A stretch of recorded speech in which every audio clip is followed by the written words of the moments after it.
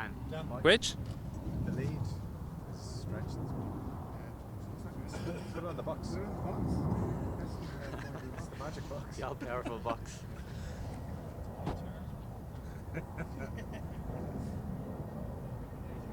Yeah.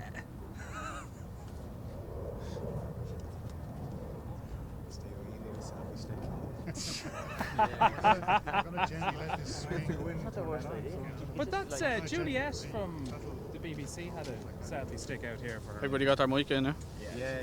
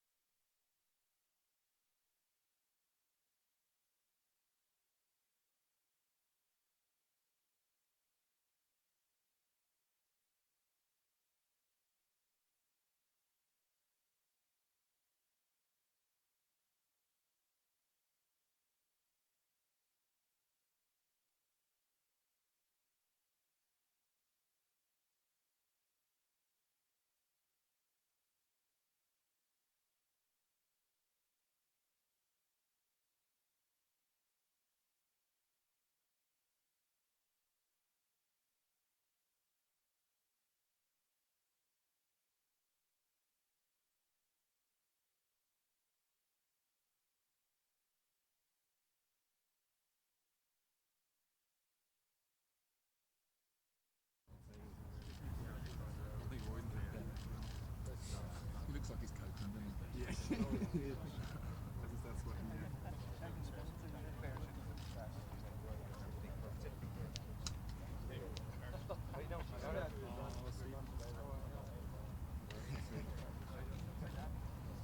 We'll put Roy into the TV first and then two players into the press and then we'll move them around. Okay. You just move down there. All right. Okay, Roy. In here. Yeah.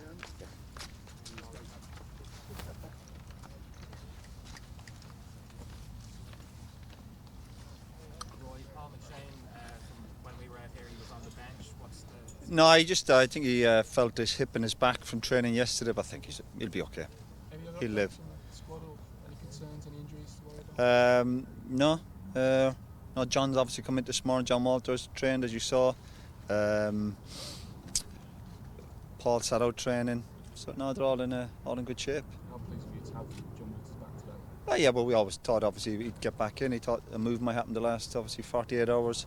So no, John, the plan was obviously he was always going to be in this morning. We've got a few days to work with him, and yeah, no problem.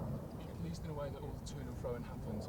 Such an experienced player, maybe to a younger player, it might have unsettled them. Yeah, I think we knew that before we turned up. There was only 1 or 2 players that maybe looked like a deal might be happening. So it wasn't a case of 7, 8 players might be getting moves. I know it's happened previously. So the fact that it was just John, yeah, he's an experienced player, and yeah, there was never any really concern that it was going to affect him. The fact the move didn't happen, he's had a good club, he's in the last year, so I don't think that will affect him one bit, and just happy to have him. Were you pleased not to be involved in this move for John? Obviously you were his manager last time you switched clubs. Yeah, it's not even crossed my mind, to be honest with you. More important things to worry about. Right. Is it unsettling, Roy, that all this is happening over the head of a couple of No, for the player. Yeah. No, I don't think so. I think for a player like John, as I said, he's experienced. He's not a young kid. I think it's obviously maybe on the cards over the weekend, and it's not panned out. But John's in a good position. He's a good player. The fact is, a few clubs are interested in him. It's probably helps his confidence a little bit, and he's had a good club in Stoke. He's in the last year of his contract, so I don't think it's a bad position for John to be in, personally. And he's obviously with us. He's done really well in the last international match, so I think John's in a good position. So I don't think anything. He's not turning up in a negative frame of mind. He's upbeat. Obviously, he was hoping something might happen, but deals fall through. That's the industry we're in. Were you hoping that maybe Aidan McGeady might get a move, for example? Yeah, I think there was something maybe possibly happened with Aidan. Yeah, I think he mentioned maybe a possible loan deal. But listen, we've said it before. We always want our players playing regularly. But again, it's a bit awkward for me to talk about players at their clubs because I don't know the ins and outs of it. Obviously, we'd like Aidan to be playing regularly, but he's at a good club in Everton. They've obviously got a big squad. Competition is good for players. Aidan just got to knuckle down to try and get Everton's first team, which is never easy because they've got a lot of quality players and they've invested as well over the last few days. But you'd have to ask Aidan now. That's up to Aidan to knuckle down and play regular football, because the big problem for us, I've said it many times before, is players turn up at international level not really playing week in, week out, and it does catch up with you eventually. When you see his performance against Georgia, the first game, you realise how important he was to us. Do you think he'll be involved and important again in these two? Well, he'll be involved in one way or the other because he's here. Everyone who's here has got a part to play, whether they'll be starting or obviously coming from the bench. And obviously we got the two games in 3 or 4 days, so he'll play a part. And but as I said, it's not ideal for players who aren't playing regularly, and Aidan's missed a lot of football. I think he's missed most of pre-season, I think, with the injury going back to the end of last season, so that's not ideal. But if we need him and he starts or he comes on a sub, I'm sure he'll do the business for us. Well, is James McCarthy fully fit? Yeah, as far as I'm aware, yeah. No, I think he did get a knock last week, but I think if you're playing midfield in the middle of the park, you should be getting knocks every week. That's the name of the game. You're hitting people, they're hitting you. And I'm always concerned when lads turn up, and particularly midfielders, and they've not had knocks. You're supposed to get knocks. You're supposed to get knocks in training. It's part of the game. But he's trained today, and I think he had a scan yesterday, just a precautionary scan. But he's fine. What was the scan on? I think it was his knee. I think he got a knock from the weekend, But these Everton players, no, they're all fit. It's good. Has he looked good so far this season, Roy? I've not seen too much of James, but yeah, listen, James is a good player, yeah, and I think I've only seen him once or twice, but no, James is a good player. Mark Wilson had a bit of an injury before the season started. I know he played in the League Cup about 20 odd minutes against West Brom. Yeah. Is that colouring the thinking going into these two? Well, I don't know. You'd have to ask the manager. Again, it's not ideal, but sometimes lads turn up. You've got experienced players. As you said, he played in the League Cup. He got a half an hour playing with 9 men, so he obviously had to put his shift in even in the short space of time. But again, a lot of these lads, sometimes when you're not on the fringes, they still look after themselves. Okay, they're lacking a little bit of match sharpness, but it's still early in the season. I always felt, even as a player, it would take 7-8 games to get into the swing of things. So even if he's playing regularly, I still think there's more to come from him. But Willow's trained today, and no problem. He's a good pro, and again, he's never let us down. Roy, what did you make generally of the madness of the transfer window deadline then, especially going a couple of days into the... No, well, to be honest, yesterday we didn't really take too much notice of it because of the fact there was only, as I said, it'd be different if there was 7 or 8 Irish players getting involved and they were having medicals, and you're thinking one of them would be flying in. There was only John that really got involved in one. So we weren't concerned with it. We trained yesterday. We've got a new surroundings ourselves. Great to be at the new training centre, new hotels. An important game for us. So I didn't really get overanalyse. I just focused on the Irish team. Just like the home. I'm sorry, 14 years ago today, you had the 1-0 win over home back in Lansdowne Road. Any thoughts on that day, and do you think that this group will be in a similar predicament in a month's time? No. Listen, again, I'm not really one for looking back. 14 years ago, I didn't even know that. But no, we're focused on the game. Professional footballers. We're training today. We got back, relaxed. We wrote last night the pictures. We're just good atmosphere amongst the players, getting ready for a game. We got to be focused. Can't take our eye off the ball. We know that. Been in the game long enough. You relax too much, there's a good chance you're going to lose a game of football. And it's a game we can't afford to lose. And our focus, whatever, about 14 years ago, 14 months ago, we're just focused on the training today. To hopefully get the team right, get lads through training, and get ready for Friday. We travel in the morning. Looking forward to the game, training. Yeah, we're all set. It's good. 7 goals in the last two. in the home game. Do you expect the team to go out there, will you be pushing to go out there and get a big goal tie in this game? Well, first and foremost, you want to win the game of football. That's in our mindset. If we can score 1 goal, 2, 7, whatever it might be. I think we were 7-0 up after an hour. We made lots of changes. We possibly could have got more goals, but obviously away from home. As I said, we've seen enough of Gibraltar to understand is if we're not at the races, and we've seen with the goal they got to get Scotland 1 or 2 chances against Germany. We just, you've seen enough games yourself. If we take our eye off the ball, we could slip up. So first and foremost, win the game. For us as staff, we want to see goals. But that's up to the players to go out and perform and get the right result and take some momentum into the home game. But as I said, I can't overanalyse it. It's a massive game for us. We're ready for it. Are we expected to win? Of course we are. But that's good. We got good experienced players. We're not sitting here thinking the biggest danger sometimes in these games. You see it in England sometimes with cup games. If you take your eye off the ball, you underestimate somebody, then you're in trouble. We've seen it before, and we just got to make sure that doesn't happen. That's part of our jobs. And as I said, we got experienced players in the squad, and I don't think there's any chance of that happening. It's a crucial weekend in the group, so the other games are really interesting. Yeah, it's good. How do you see them going, and do you think Georgia could do us a favour? Yeah, we found it difficult to win in Georgia, so I'm pretty sure it'll be tough for Scotland. But again, you can't worry about what's going on. I think it's massive 4 games coming up for lots of countries. We're looking forward to it. Our mindset's on what we can do, and obviously we're hoping other teams might slip up. But first and foremost, we've got to do our own jobs. Okay, that's it. Yeah, we cannot talk too much about it. Who knows? Two very good teams. Any thoughts on Shane Duffy on the scouting trip over in Blackburn? No, he done well. He played well, and I'm sure he'll be back in the squad soon. Again, the benefit for Shane is that he's playing regularly. He looks in good shape. I spoke to Gary Boyer the previous week, and he's delighted with him. So that's what we want. We want from our Irish players playing week in, week out in the Championship. And again, he's at a good club in Blackburn, and he's working with a good manager, and that'll be good for us. Okay, that's it. What happened with That's Dan it. Gibson yesterday? The manager said it could be a big stage in his international career. Would you echo that?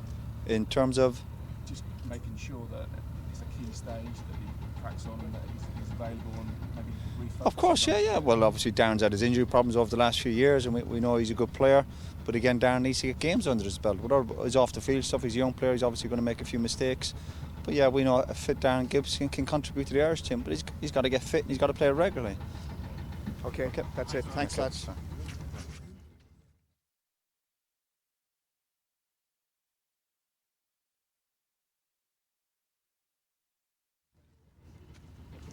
Hi lads.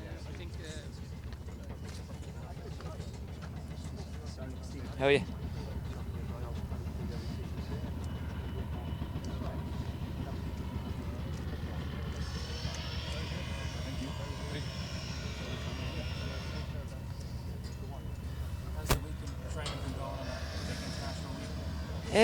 Yeah, it's been quite intentional. Moving to this big place, Abbotstown, it's great. The pitches and all the setup is really good. I think it's going to be a top class venue now. But yeah, we're all really enjoying the training this week on the new pitch and stuff, and looking forward to the game. So John Woods is back this morning? Yeah, Johnny's back. Probably a bit. I don't know if he was disappointed the move didn't happen, but yeah, Johnny's straight into training. He's a top lad, and he's ready to go. It looked like there were one or two jokes flying around. It's sort of thing the rest of the players must enjoy. Yeah, it is. Yeah, just a bit of banter, you know, flown around, because he was probably his heat map around England yesterday must have been everywhere. So yeah, it's a bit of crack, like, you know. And Johnny's a top lad. His mind to be back on the game, so he'll be ready for the weekend. And I guess there's a couple of lads wanting to go on to Norwich, and the big one over there, I think Mark Wilson wanting to stay. Yeah, there was, 2 on a throne, I think. But I don't know what's happening with Johnny's future, and you know, I'm sure he'll be sorted either way. What did you make of your own club? Very busy day down there. Yeah, it was quite a busy day, you know. It's a good club. We've got, you know, some toy owners now in, and they're looking to push for the Premier League. You know, they splashed some cash yesterday as well, and you know, they have dreams of going back to the Premier League as well. So, you know, I want that as well. So, and you know, when they spoke to me and Paul McShane in the summer, they convinced us to sign, and we were happy enough. So yeah, it's going well actually down there. What do you make of Michael Hector? What do you make of Michael Hector? Yeah, it's a great move for Michael. I think he's been loaned back to us as well, which is good, you know, for our squad and whatever. But it's a really good move for him, you know, at such a young age as well, to go to Chelsea, a massive club like that. And I'm sure he'll do all right. Like, good luck to him. How good is he? I haven't seen too much of him. Obviously, you know, Paul's been playing in the team, and Anton Ferdinand, and he hasn't really got that much game time, so I haven't really seen too much of Michael. But you know, we'll see how he develops over the next year or so. Well, Steve Clark flew over in the summer and sat down and spoke to me and Paul before the games against Scotland and stuff. You know, and he spoke of his ambition and what the club wanted to do. And obviously he's a football man, and he likes to play the football. So the style of football I like to play, and you know, that kind of convinced me straight away pretty much. And I was happy to make the move down south.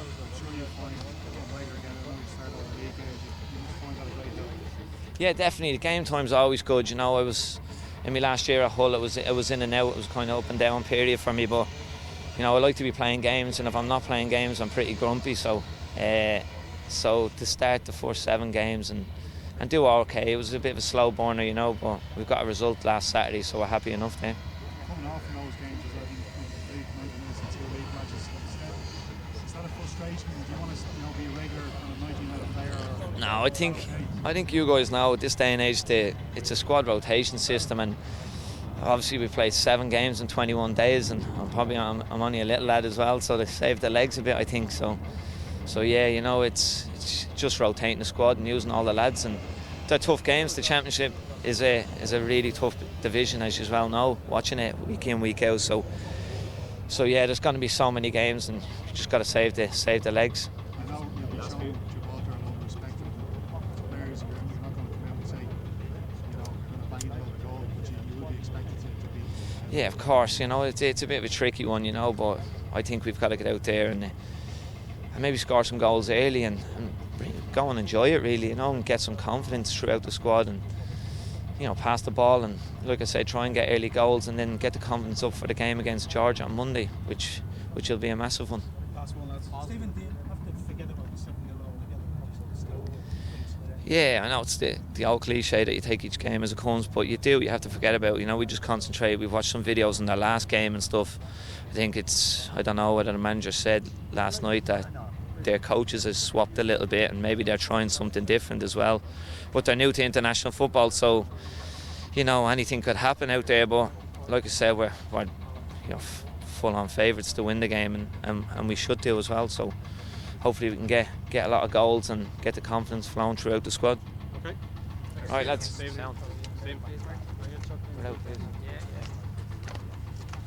You alright, guys? Alright.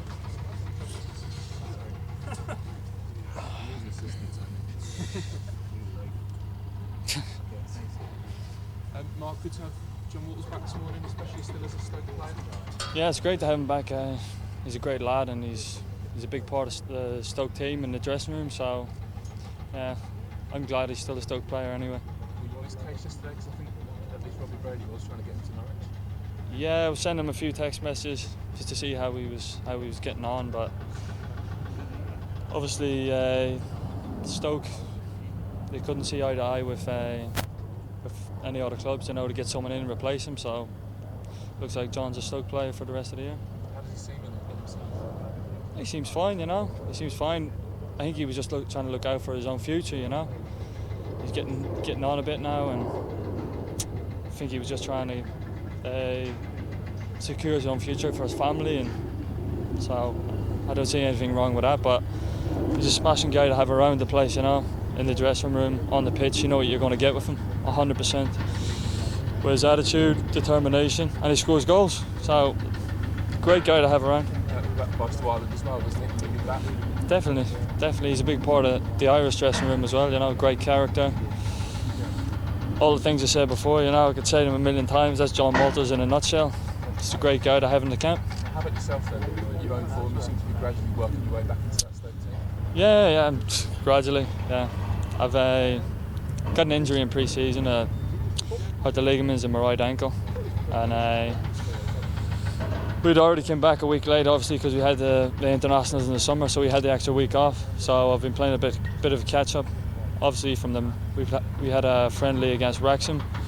That's when I got injured, and I've been playing catch-up pretty much since then.